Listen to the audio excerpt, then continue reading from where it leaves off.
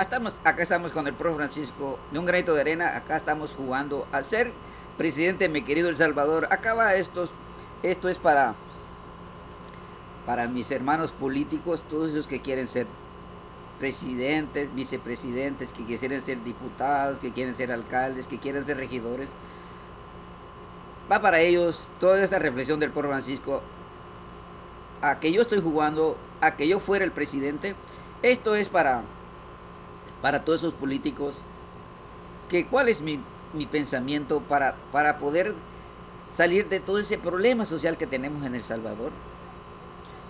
Y les voy a decir, miren, que cómo es posible de que nosotros tengamos 43 años,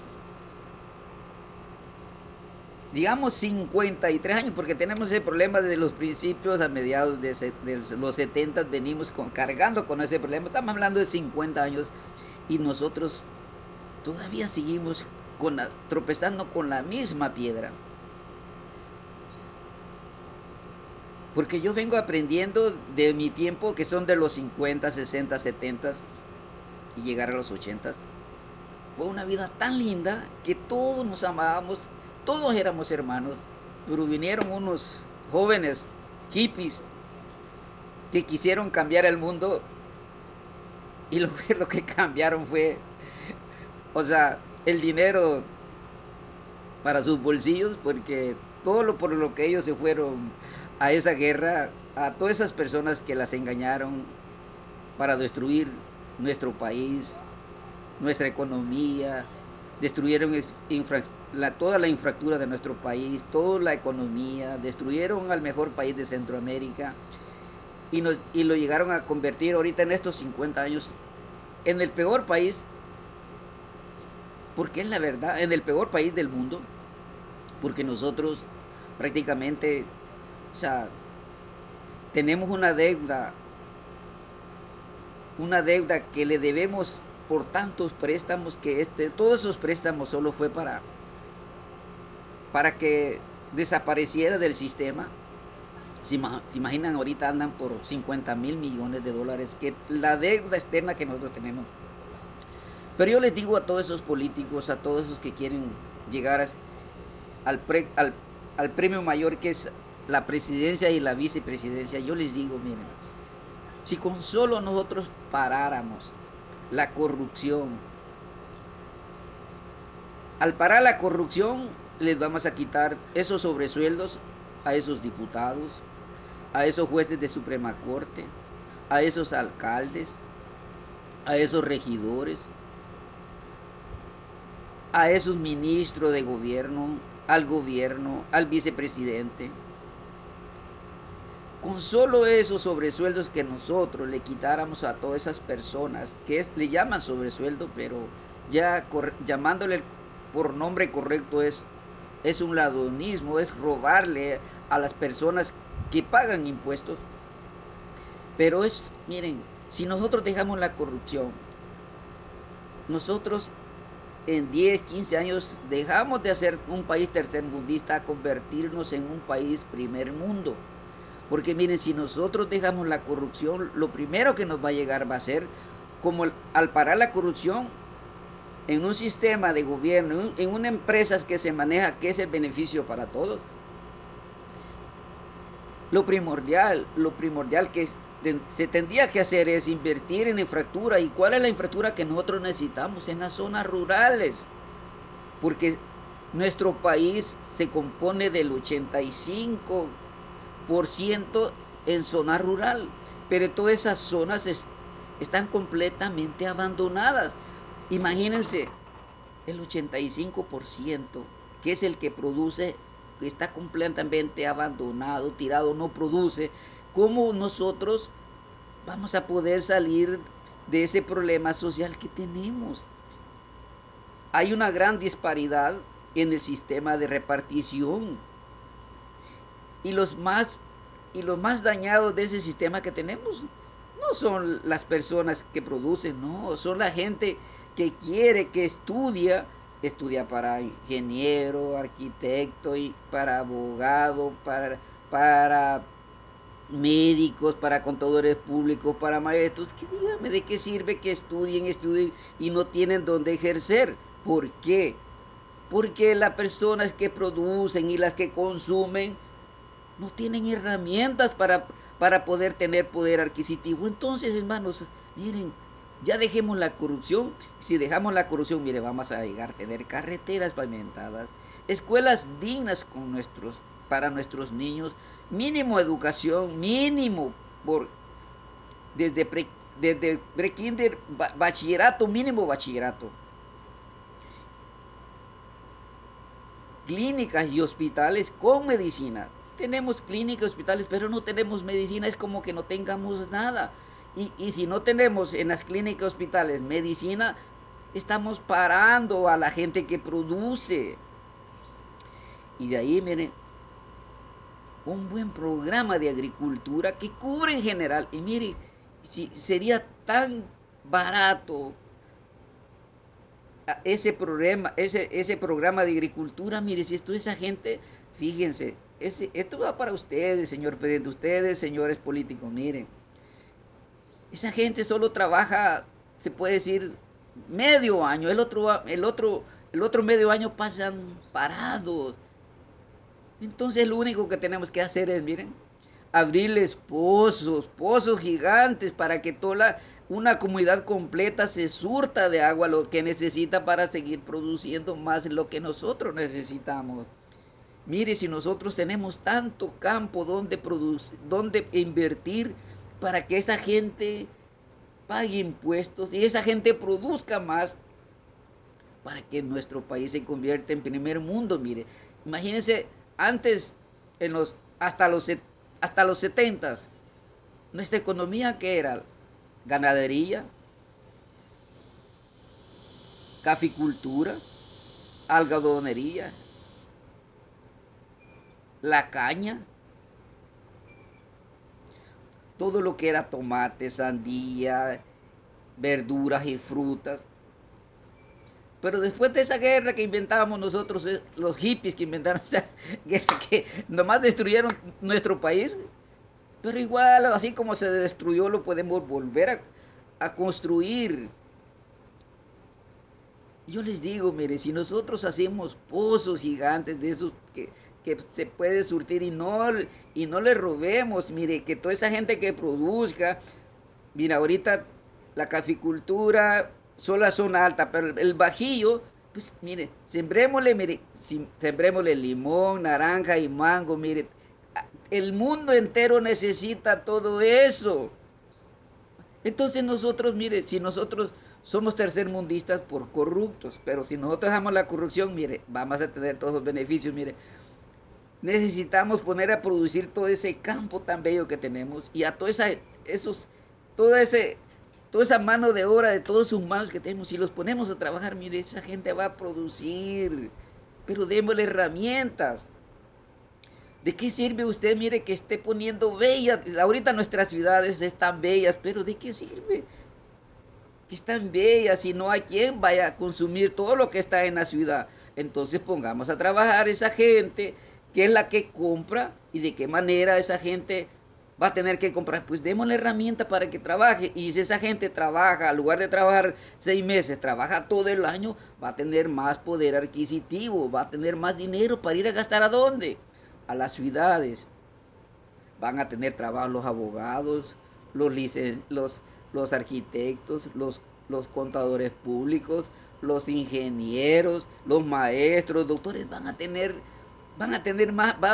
donde ejercer. ¿Por qué? Porque va a haber gente que va a necesitar todo eso. Pero ahora díganme, ¿de qué sirve que tengan 35,000 abogados y no tienen donde ejercer? ¿Por qué no tienen donde ejercer? Porque no hay quien quiera de esos servicios. ¿De qué sirve que haya no sé cuántos médicos? ¿De qué sirve? Dígame. No, vamos. Pongamos a trabajar esa gente que consume y van a ver que vamos a dejar de ser un país tercermundista. Vamos a ser un país autosuficiente. Gracias. Un país autosuficiente.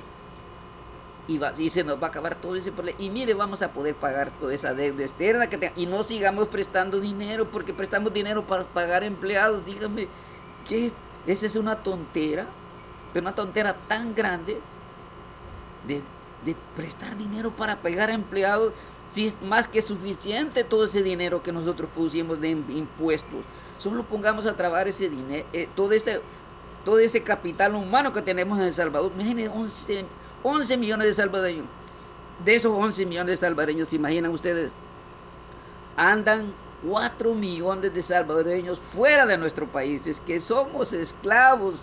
Porque somos esclavos, vamos a hacer trabajos que esas culturas, que esas personas no lo quieren hacer.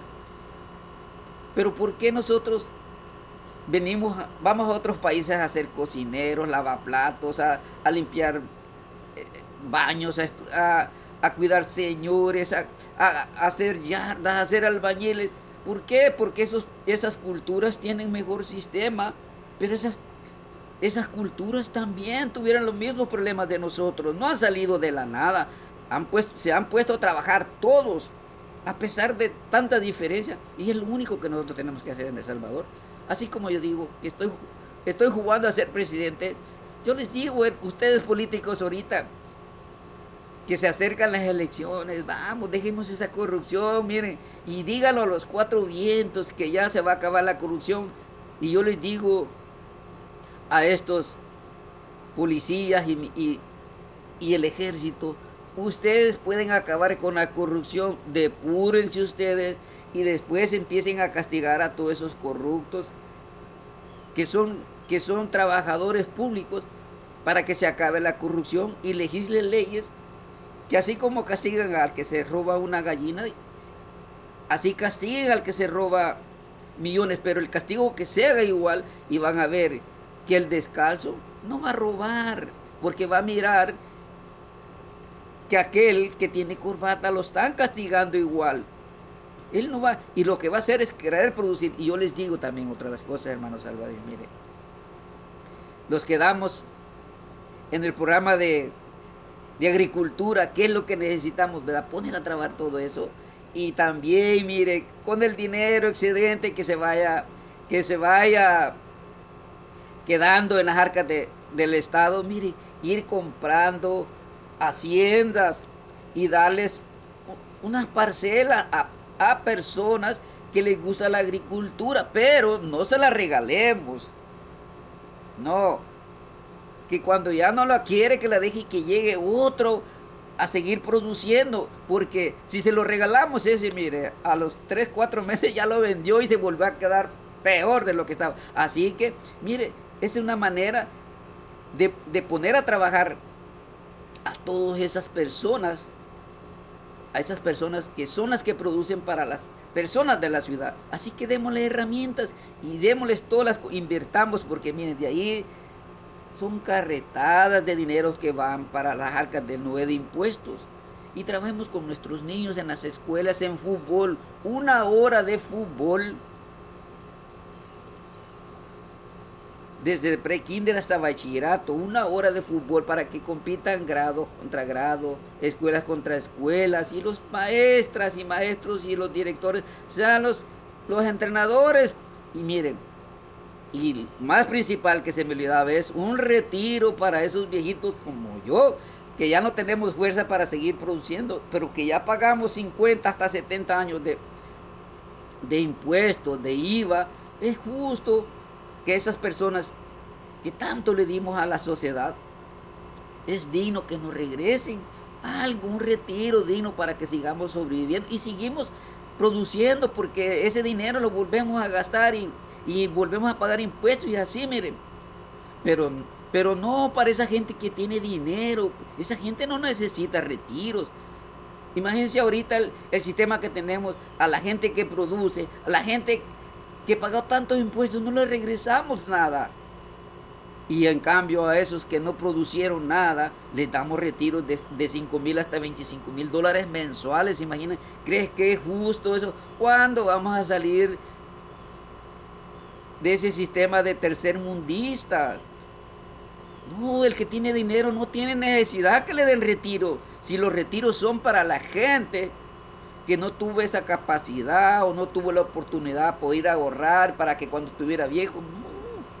Si los retiros son para las personas que no tienen, para los que tienen, no, ellos tienen esa manera, esa cultura de seguir produciendo aunque lleguen a 100 años. Así que, hermanos, cambiemos esa, ese, ese analfabetismo que siempre tenemos, que pensamos que el éxito de la vida es solo tener corbata. No, el éxito de la vida es que trabajemos todos juntos, pero todos juntos. ¿Y a quién tenemos que preparar más?